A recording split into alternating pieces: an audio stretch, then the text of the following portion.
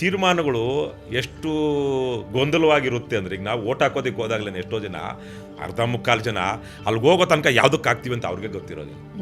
ಏನು ಯೋಚನೆ ಮಾಡಿ ಹಾಕ್ಬೇಕು ಜನ ಓಟು. ನಮ್ಮ ಜನ ಏನು ಮಾಡ್ತಿದ್ದಾರೆ, ಜಾತಿ ನೋಡ್ತಾರೆ, ಹಿಂದಿನ ರಾತ್ರಿ ಬಂದು ಯಾರೋ ದುಡ್ಡು ಕೊಟ್ಟಿದ್ದಾರಾ ಅಂತ ನೋಡ್ತಾರೆ. ನಮ್ಮನ್ನು ಇವತ್ತಲ್ಲಿ ದಾರಿನಲ್ಲಿ ಯಾವ ಪಕ್ಷದವ್ರು ಮಾತನಾಡ್ಸೋರು ಬೂತ್ಗೆ ಹೋಗೋದಕ್ಕೆ ಮೊದಲು ಒಂದು 10-20% ಓಟು ನನ್ನ ಪ್ರಕಾರ ಬೂತ್ ಹತ್ರ ಇರುವಂಥ ಮಾಹೋಲ್ ಏನು ಎನ್ವೈರ್ನ್ಮೆಂಟ್ ನೋಡಿ ಬದಲಾಗುತ್ತೆ. ಜನ ಅಲ್ಲಿಗೆ ಹೋಗ್ತಾರೆ, ಯಾರೋ ಒಬ್ಬರು ಸಾರ್ ಹಿಂಗೆ ಅಂತಾರೆ, ಇನ್ನೊಬ್ಬ ಹಿಂಗೆ ಅಂತಾರೆ, ಯಾರೋ ಒಬ್ರು ಅವ್ರಿಗೆ ಬೇಕಾದವ್ರು ಏನೋ ತೋರಿಸಿದ್ರಾ ಅದಕ್ಕೆ ಹೋಗಿ ಓಟ್ ಹಾಕೋ ಜನ ಇದ್ದಾರೆ.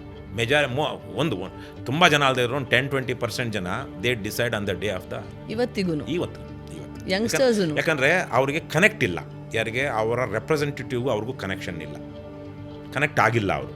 ಹಾಗಾಗಿ ಅವನ ಪಾರ್ಟಿಯಿಂದ ಆಗಲಿ ಅವನಿಂದಾಗಲಿ ಇನ್ಫ್ಲುಯೆನ್ಸ್ ಆಗಿ ಓಟ್ ಹಾಕುವಂಥ ಜನ ಕಡಿಮೆ ಜನ ಈಗಲೂ ಇದ್ದಾರೆ.